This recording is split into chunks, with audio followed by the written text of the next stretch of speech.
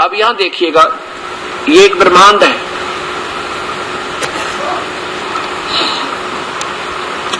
अब इस पवित्र गीता जी को जब आप समझ लोगे ना ढंगते हैं, फिर तो आपको समझ में आ जाओगे। आप आ जाओगे इस दास के पास, जैसे गीता में लिखा कि संत ने ढूंढ ले भाई, ना तेरा उद्धार कति नहीं। अब ये देखिएगा, ये एक ब्रह्मांड है और इस एक ब्रह्मांड में ये श्री विष्णु जी का लोक है, ये श्री ब्रह्मा जी का, ये श्री शिव जी का, और ये एक एक गुण युक्त है। और इन तीनों की प्रभुता इस पृथ्वी लोक और स्वर्ग लोक और इस पाताल लोक पर है। ये पाताल लोक है। ये यहाँ बैठकर अपनी इनके एक एक नारे लोक राजधानी है इन भगवानों की, यहाँ से ये कंट्रोल करते हैं एक एक विभाग, यानी इनका एक एक विभाग है तीनों लोकों में, स्वर्ग लोक, पृथ्वी लोक और पाताल लोक में। और ये काल स्वयं प्रत्येक ब्रह्मांड में एक अलग से स्थान बनाकर वहां बिल्कुल ऐसा कट ऑफ किया, इसने कोई नहीं जा सकता यहाँ पर, ना ब्रह्मा जा सके, ना विष्णु जा सके, ना शिव जा सके, ना देवी जा सकती। ये देवी को भी अपनी शक्ति से वहां बुलाता है जब ये तीन पुत्रों की उत्पत्ति करता है। और ये स्वयं एक ब्रह्मांड में ये स्वयं मुख्यमंत्री काल और इसके पुत्र तीनों मंत्री, ये केवल एक ब्रह्मांड में। अब देखिएगा इस काल के ऐसे ऐसे 21 ब्रह्मांड तो ये काल के हैं, ब्रह्म के। और इस एक ब्रह्मांड में ये ब्रह्मा विष्णु महेश एक विभाग के मंत्री हैं। ये सर्ववासुदेव नहीं हुए क्योंकि एक विभाग में व्यापक हैं। और ऐसे ऐसे ये 5 ब्रह्मांडों का एक ग्रुप बना के एक महाब्रह्मांड बना रखा है। ऐसे ऐसे 20 ब्रह्मांडों को रोक कर 4 महाब्रह्मांडों में 20 ब्रह्मांडों को रोका है। और 21 महाब्रह्मांड इस काल ने स्वयं अपनी महाब्रह्मांड रूप में एक ब्रह्मांड अपनी राजधानी रूप में रखा है। और ये काल केवल इन 20 ब्रह्मांडों में ही 21 ब्रह्मांडों में व्यापक है, ये वह सर्वव्यापक नहीं है। अब देखो, अब स्थिति देखो वासुदेव भगवान की, जिसे वासुदेव कहा जा सकता है। श्री कृष्ण के पिताजी का नाम वासुदेव था क्योंकि वेदों में वासुदेव एक बहुत उत्तम नाम है। और वेदों के आधार पर ब्राह्मण लोग, गुरु लोग अपने अनुयायियों के पुत्रों का नाम रख देते थे, वासुदेव बहुत अच्छा नाम है।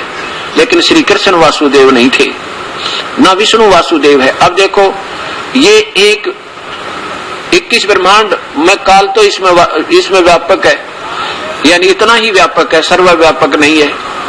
और ये परब्रह्म अपने 7 संग ब्रह्मांडों में व्यापक है, ये सर्वव्यापक नहीं है। और ये पूर्ण परमात्मा, ये सर्वव्यापक वासुदेव है जो अपने ब्रह्मांडों में भी व्यापक, परब्रह्म के ब्रह्मांडों में व्यापक और ज्योति निरंजन के ब्रह्मांडों में भी व्यापक, ये वासुदेव है।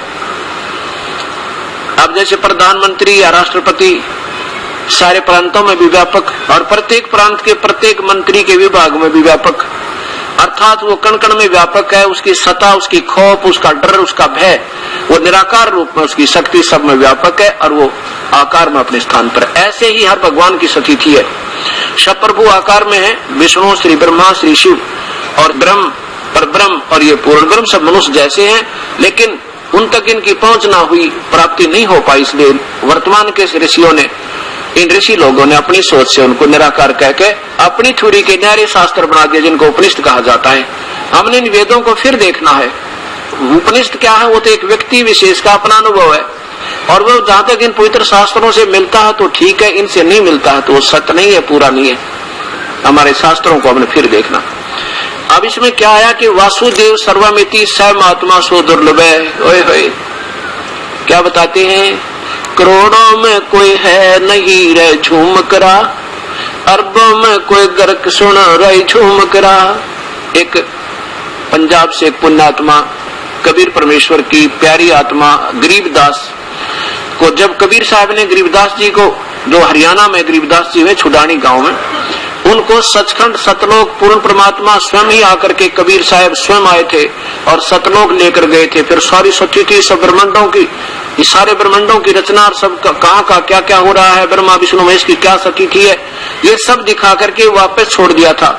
जबकि गरीबदास जी के शरीर को व्रत समझकर इनको जलाने की तैयारी कर दी गई थी। उस समय चिता के ऊपर इनको वापस होश आया था, आत्मा वापस आई थी। उसके बाद गरीबदास जी ने उस परम पिता पूर्ण ब्रह्म सतपुरुष सचखंड के रहने वाले मालिक कबीर साहब की महिमा बताई कि हम सुल्तानी नानक तारे दादू को उपदेश दिया, ये जात जुला भेद नहीं पाया, वो काशी माए कबीर होया। तो गरीबदास के पास एक पंजाब से राम राय नाम के क्योंकि उस समय तक ये सिंह नाम ज्यादा नहीं पड़े थे। कोई राम राय, कोई कृपाराम, को धन्ना, इस तरह के नाम सिखों के पूर्वजों के हुआ करते थे। तो राम राय जी आए,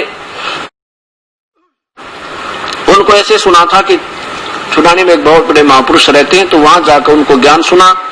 उस परमेश्वर ने यह सच्चाई बताई तो वो राम राय और झुमकरा, जैसे गांव में एक नया नाम निकाल लिया करें एक वास्तविक नाम से अन्य, राम राय उर्फ झुमकरा भी से कहते थे, वास्तविक नाम उसका राम राय था।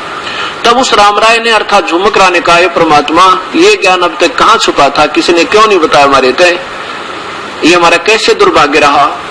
तब क्या बताया उस परमात्मा को आंखों देखने के बाद गरीबदास जी की प्यारी आत्मा गरीबदास जी ने कि क्या बता कि तत्व भेद कोई ना कहे रे झुमकरा, ये पैसे ऊपर नाच सुनो रे झुमकरा।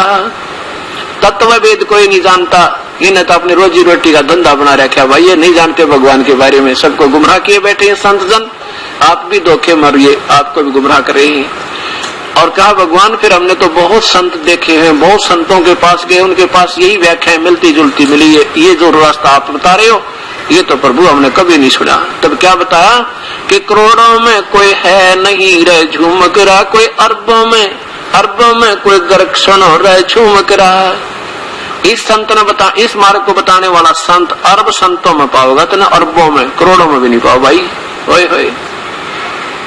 अब संत माने मार्गदर्शक, भक्ति बताने वाले, उनको हम संत, वैसे संत की परिभाषा जब समझोगे तो बहुत दूर बात है संत कहते हैं, लेकिन हमने इनको सबको संत ही गुरु मान रखा है। कैसे?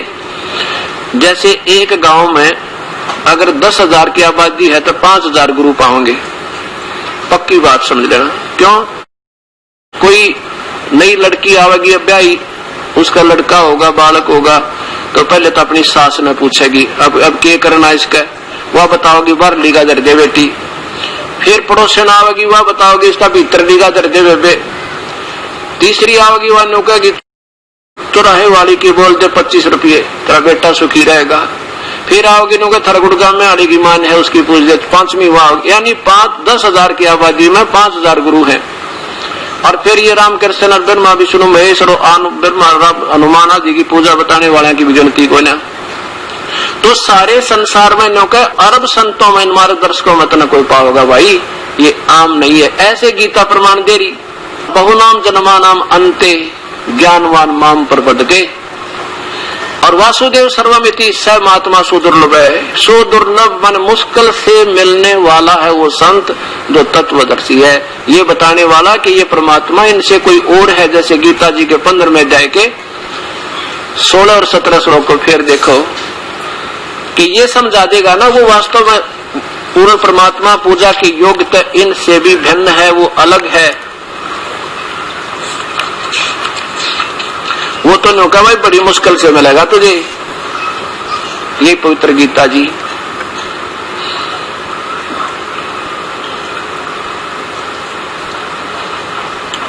गीता प्रेस गोरखपुर से प्रकाशित है, अध्याय नंबर 15 का और श्लोक नंबर फिर 16 और 17 देखियो। वो उत्तम पुरुष, वो पुरुषोत्तम वासुदेव कौन है? 16वें श्लोक में है कि दो माने दो, इमो माने इन, दो में कौन कौन से में, लोके माने दो लोकों में कौन कौन से में, ये क्षर पुरुष और अक्षर पुरुष। पुरुषों, ये पुरुषों शब्द 2 स्थान पर लगता है, ये 2 का बोध कराता है पुरुषों, ये संस्कृत का नियम होता है। 2 पुरुषों, अक्षर पुरुष और क्षर पुरुष और अक्षर पुरुष। क्षर पुरुष ये नासवान ब्रह्म, अक्षर पुरुष ये पर ब्रह्म। और इसी प्रकार 2 सती थी इन दोनों के लोकों में। जीवात्मा तो अविनाशी है और शरीर, स्थूल शरीर इन सभी प्राणियों का, चाहे देव है, चाहे कोई महादेव है, चाहे ब्रह्मा है, चाहे विष्णु, चाहे शिव, चाहे राजा और रंक, चींटी और हाथी, इन सब के स्थूल शरीर तो नासवान है और ये आत्मा इनकी अविनाशी है, दोनों के स्थान में। और तीसरा परमात्मा इन दोनों से न्यारा है, जिसमें रहने वाले प्राणियों का शरीर भी अजरो अमर और वो परमात्मा भी अजरो अमर है। वो तो परमात्मा इन दोनों से न्यारा है। अब देखो 16वां श्लोक की हिंदी देखिए इन महापुरुषों की। इस महापुरुष ने ये यहाँ जहां तक इनकी बुद्धि काम करती रही, ज्ञान था बहुत अच्छा, सोल्यूशन करने की चेष्टा की, और जहां इनकी बुद्धि में वो सत्ज्ञान नहीं आया तो इन्होंने गोलमोल कर दिया। इस संसार में नाशवान और विनाशी भी दो प्रकार के पुरुष हैं। दो प्रकार के पुरुष माने पर पुरुष लिख दिया इन्होंने, भगवान लिखना था। दो प्रकार के भगवान है। ये इसी प्रकार इनके दोनों के श्लोकों में संपूर्ण प्राणियों के शरीर नाशवान और जीवात्मा विनाशी कहा जाता है। और 17 में कमाल कर दिया कि वास्तव में पुरुषोत्तम वो वासुदेव भगवान सर्वव्यापक प्रभु यानी सही पूर्ण परमात्मा तो इन दोनों से भी न्यारा है। उत्तम पुरुष है तो अन्य, उत्तम पुरुष अन्य परमात्मा इति उदाहरता है, जिसको भगवान कहा जाता है वो तो और है, इन दोनों से भी न्यारा है। और ये लोकतर में अविश्य विभर्ति अवय ईश्वर जो तीनों लोकों में प्रवेश करके सबका धारण पोषण करता वो अविनाशी भगवान है।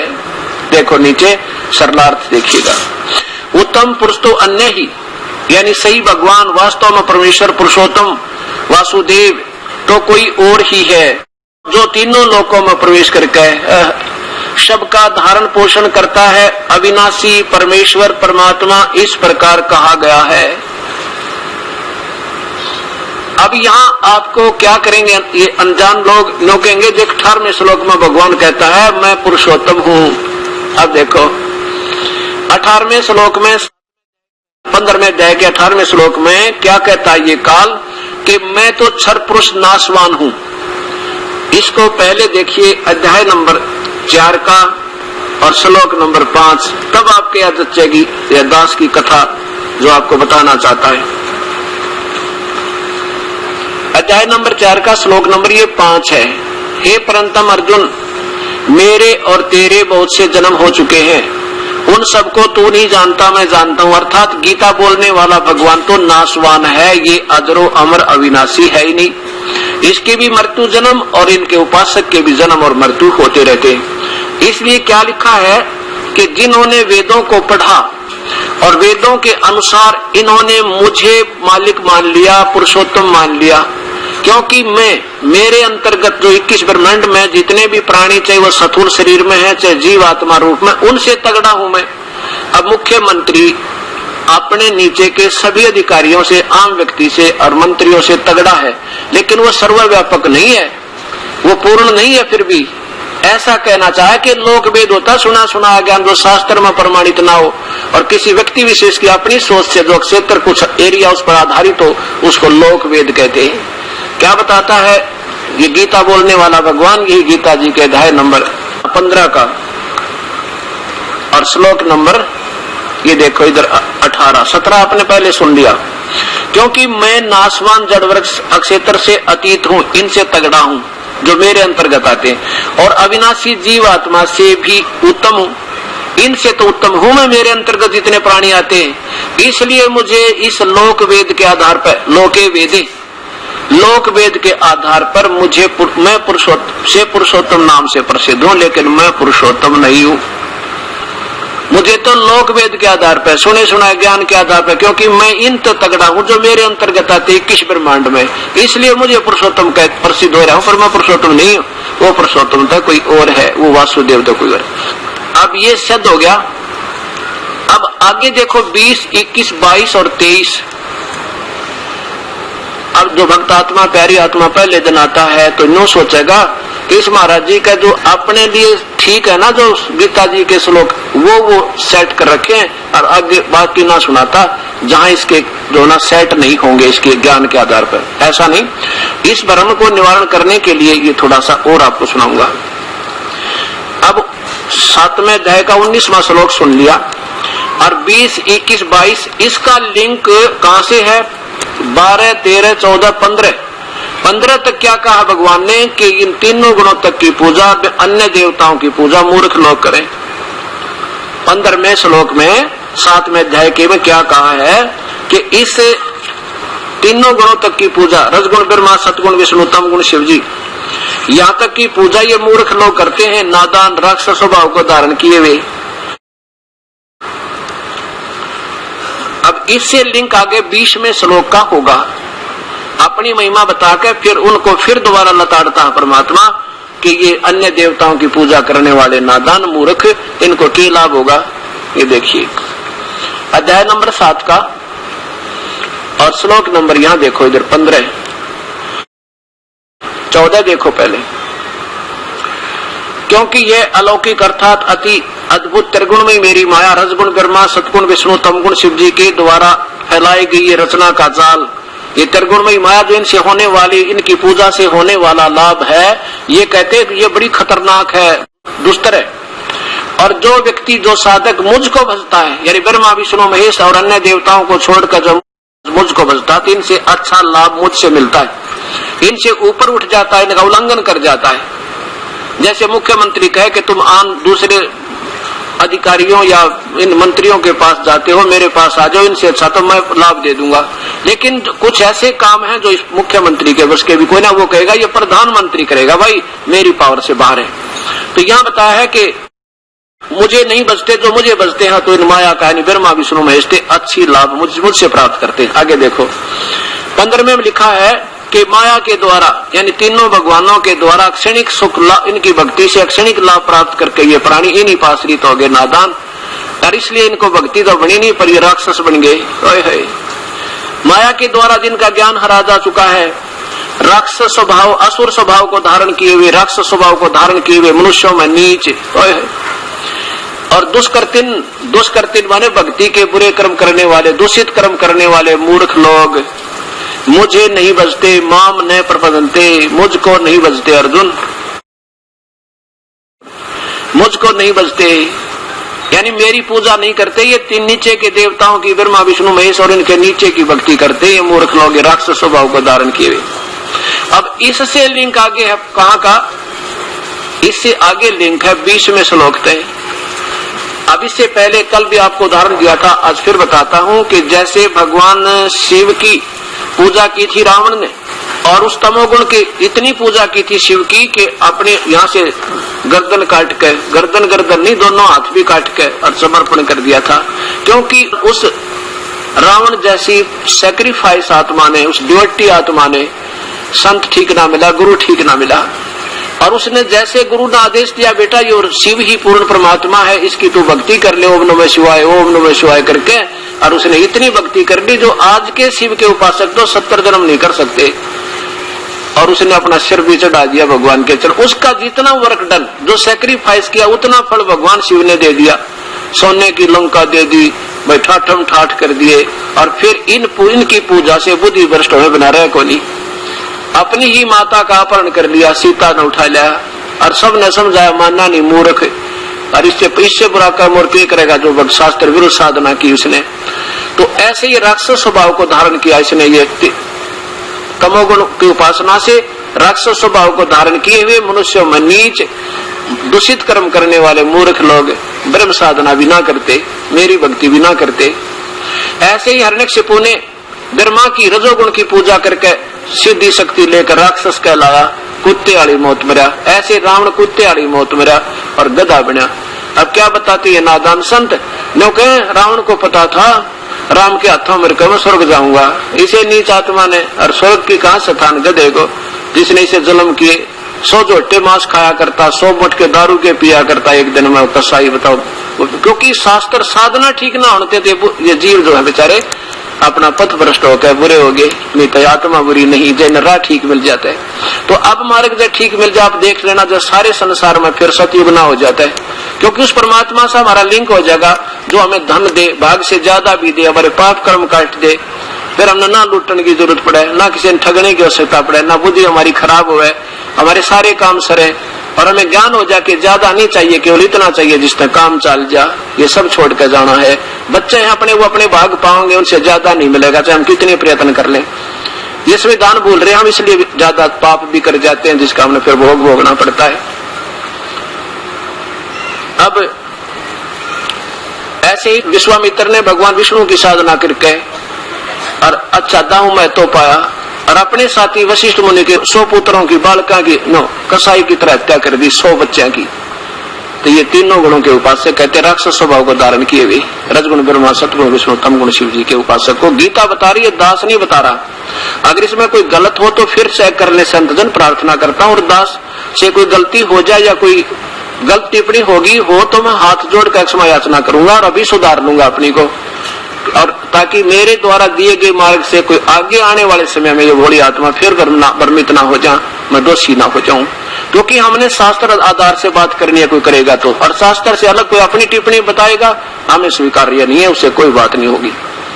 तो कहने का भाव ये है मेरा कि अब क्या बताया है कि इनसे अच्छी तो मेरी भक्ति इनसे मेरी ना करते, और मेरी भी घटिया अपनी भी गलत बताई भगवान ने, क्योंकि चणक जैसे ऋषि ने समर्पण कर दिया ओम नाम के जाप करके, दुर्वासा जैसे ऋषि ने ओम नाम का जाप करके ब्रह्म साधना करके सिद्धियां पाली, भगवान ना पाया।